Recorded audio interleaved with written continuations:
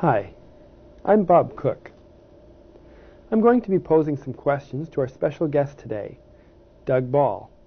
Doug is our foremost historian, and we're lucky to have him with us to explain the history of our beloved deaf club called Charles Thompson Memorial Hall. To tell us how it came to be. But I'll let Doug do the explaining. Doug? Well, Charles Thompson Hall was established in 1916. Can we take a look at the photograph? I think we have one. If we could show them now.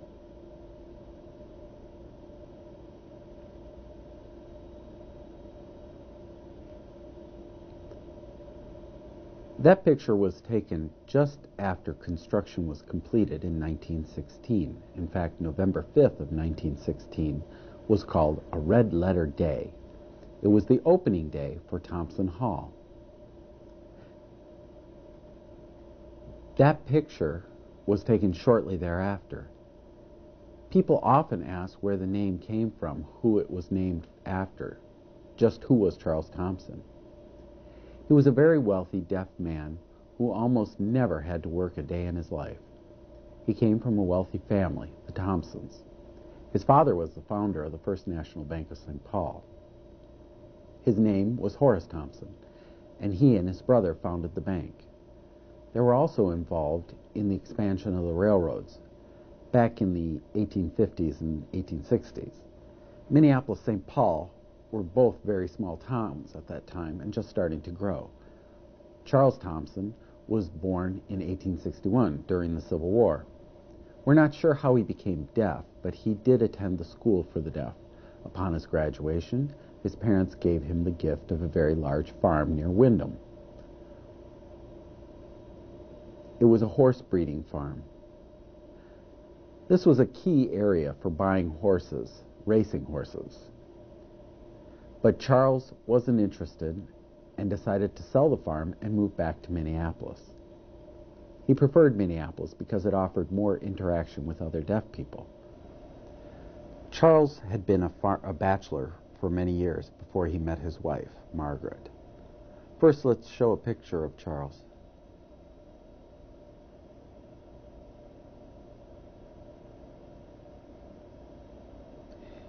Okay, and Charles met his wife, Margaret. If we could show her picture.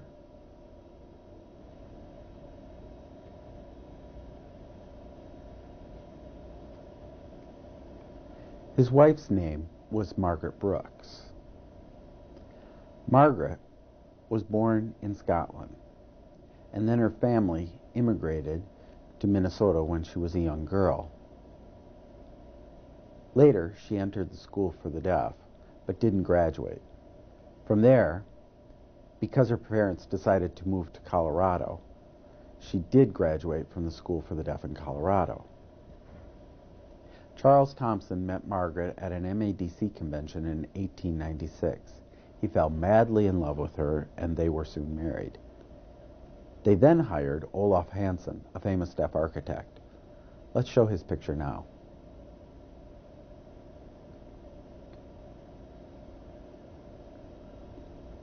Olaf Hansen designed the house for Charles and Margaret. Charles hired him to design the house as a wedding present for Margaret. Olaf and Charles grew up together, attending the same school. Anyways, Charles and Margaret lived in their fancy house, often throwing parties which were attended by many deaf people. The house was in St. Paul, near Dale Street, in the Dayton Avenue area. The house is still there today, but it's been converted into 6 condominiums. It's a good, strong house, and it's still standing. Charles and Margaret moved to another house at about the same time as Charles' father passed away. This house was smaller and was designed by a hearing architect, not a deaf one. It was located in the Lincoln and Smith Avenue area. They continued to invite the deaf community to have parties at their new house, where they played cards and held dances. The house had a large ballroom upstairs. Charles had a secretary whose family lived in the other half of their house, which was a duplex. Altogether, Charles had 8 different secretaries, first of which was Julia Smith. Julie was a secretary and tutor, but moved away to work at the school for the deaf as a teacher. Next was Anne Sanspear. Then James Cohen, Mary Cohen's father, and the list goes on as he had one secretary after another. Charles had difficulties with English, so he always employed secretaries to assist with written English. Charles never had to work. He was able to do as he pleased, as he had always had a source of steady income from his father's wealth. Charles had a few homes, not only the one in St. Paul, but also 2 cabins that were right next to each other, located near Alexandria. Deaf people would gather there and set up tents near Charles' cabin. The people really looked up to Charles, almost as if he was the mayor of the deaf colony. He wasn't really interested in fishing, but loved to play croquet. He would play croquet late into the night with his father. Just before sunset, when his mother would let them know it was time to eat, he would tell her to wait, that they wanted to finish their game. When it became too dark to see, he would order that lanterns be brought out into the yard so they could finish the game.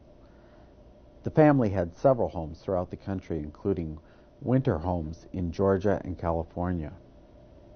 As Charles traveled throughout the United States, he always had a home to go to.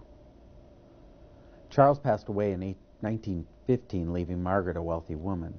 Since they had no children, Margaret couldn't decide what to do with her inheritance. Margaret was a very kind-hearted woman, and since the deaf community had been gathering at her home for many years, she decided to use the money to found the Deaf Club. She again hired Olaf Hansen, the deaf architect, to design the building. Olaf discussed the details with Margaret. The building you see today is basically the same as what Margaret had envisioned. It included an auditorium on the 2nd floor and a bowling alley in the basement, which has now been converted into a bar. There was also a dining room on the main floor, and that's exactly how it looks today. Margaret decided to establish a board of trustees consisting of 5 members. The board was comprised of 4 hearing trustees from both the Thompson and Brooks families. There was also 1 deaf trustee. Today, the board is comprised of all deaf trustees.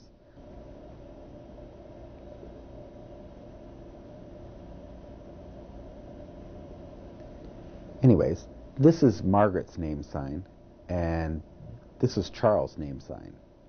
So Margaret and Charles. Much of my information comes from Gordon Allen, who was a personal acquaintance of Margaret. Gordon never actually knew Charles Thompson. He served on the Board of Trustees for many years, doing a very good job of ensuring the board followed through on Margaret's wishes. We have appreciated Gordon's involvement with the board for so many years. Margaret passed away in 1929. She was buried alongside her husband in Oakwood Cemetery in St. Paul. Their graves are marked with an elaborate monument. The grave site is right next to former Governor Merriam. Charles and Governor Merriam were close friends and hunting partners. Charles loved hunting for many years. Really, the Thompson family history is very interesting, and I'm thankful to Margaret for all she did for the deaf community. The money that she donated was used as a building fund for the Deaf Club, as well as for funding the board of trustees and investments. Because of her donation, we don't have to pay an entrance fee to get into the club. Thompson Hall is the only deaf club in the United States that doesn't require an entrance fee. So I'm very thankful that Margaret objected to that and set aside money to cover those costs. Of course, we still need money for Thompson Hall, and I would appreciate people's generosity in donating money. We need an elevator for the older people, like you and I, Bob, as we get tired of climbing the stairs. I would appreciate contributions that would help us install an elevator before we become too much older. There are a few other improvements and changes we would like to make to keep up with times and rising costs. So again, I would appreciate any donations. Since we don't have an entry fee, we need money for a few things. I guess that's about it.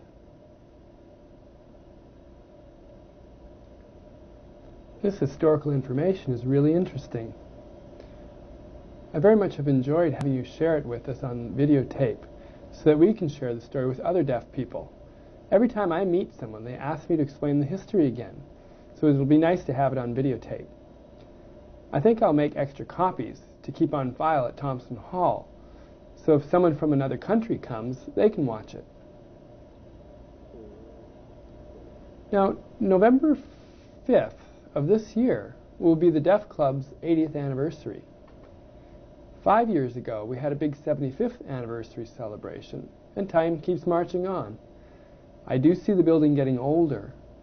We need to keep up with the exterior painting. We need to add storm windows, air conditioning, a new roof. I think it's going to cost plenty to keep the building up. I also understand the building was just recently designated as an historical landmark. Can you tell us more about that? Yes, you're right, Bob. That is correct. St. Paul has a historical landmark preservation commission, which operates under the direction of the mayor's office. Commission members are appointed by the mayor, and the commission oversees any building of historical significance in the greater St. Paul area. About 2 or 3 years ago, the commission decided to designate more buildings as historic landmarks and developed a list of 300 potential landmarks, one of which was Thompson Hall. Now, you know there are many buildings older than Thompson Hall, but to be eligible, a building only needs to be 50 years old or more. Thompson Hall meets that requirement. Many of the other potential landmarks are well over 100 years old, but in poor condition in comparison to Thompson Hall.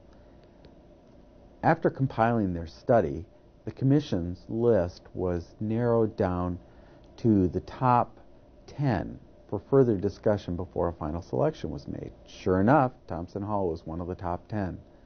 This list was further researched and narrowed down to 3. I was very pleased that Thompson Hall was selected as a local historic landmark by the Historic Preservation Commission.